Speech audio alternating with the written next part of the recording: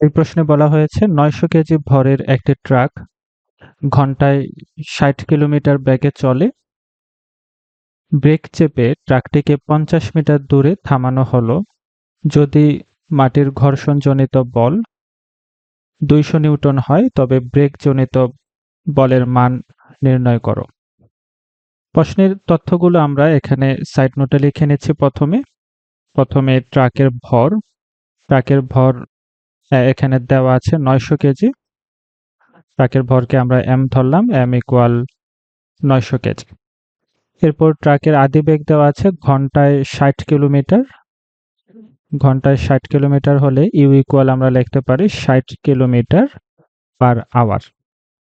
Kilometre per hour থেকে আমরা metre per সেকেন্ডে প্রকাশ করব। কিলোমিটার থেকে মিটারে যাওয়ার জন্য ১০০০ দিয়ে গুণ করব, এরপর ঘন্টা থেকে সেকেন্ডে যাওয়ার জন্য ৩৬০০ দিয়ে ভাগ করব। সেক্ষেত্রে মিটার পার সেকেন্ডে চলে আসবে। ক্যালকুলেটর ব্যবহার করলে আমরা ট্রাকের আদিবেগ পাচ্ছি 16.67 মিটার পার সেকেন্ড। এরপর ট্রাকের শেষ বেগ v। ট্রাক যেহেতু ৫০ মিটার দূরত্বে গিয়ে থেমে যায়, সেক্ষেত্রে ট্রাকের শেষ বেগ 0 মিটার পার সেকেন্ড এবং ট্রাকের অতিক্রান্ত দূরত্ব ৫০ মিটার উদ্দীপকে দেওয়া আছে। এরপর ঘর্ষণজনিত বল, এটাকে আমরা স্মল f ধরলাম, ২০০ নিউটন।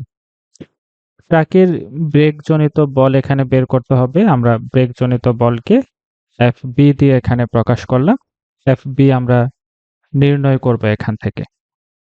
প্রথমে আমরা ট্রাকের ত্বরণ নির্ণয় করব। ত্বরণ নির্ণয় করার জন্য আমরা এই ফর্মুলাটি ইউজ করব, v square equal u square plus 2as।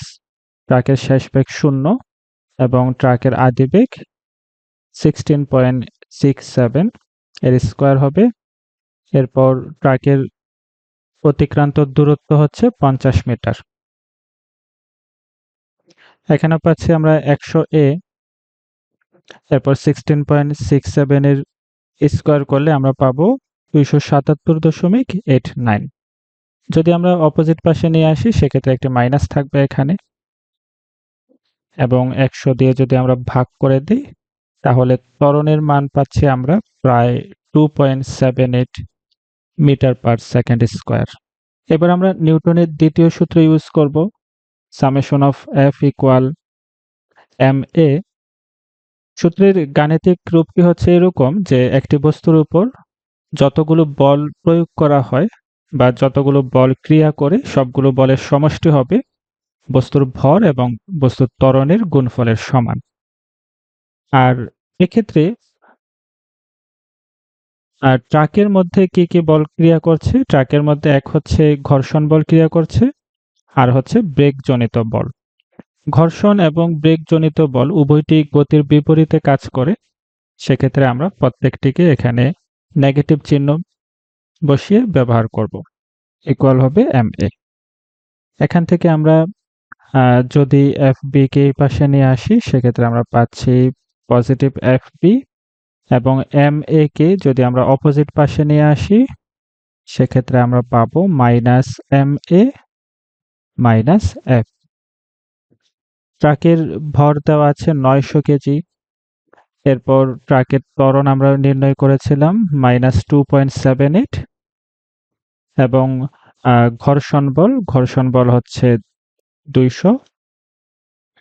Calculator ব্যবহার করলে আমরা এখানে ব্রেকজনিত বল পাচ্ছি ২৩০২ নিউটন। তো এই হচ্ছে আমাদের প্রশ্নের সমাধান। ট্রাকের ব্রেকজনিত বল নির্ণয় করতে বলা হয়েছিল। আমরা ট্রাকের ব্রেকজনিত বল এখানে পেয়ে গেলাম ২৩০২ নিউটন।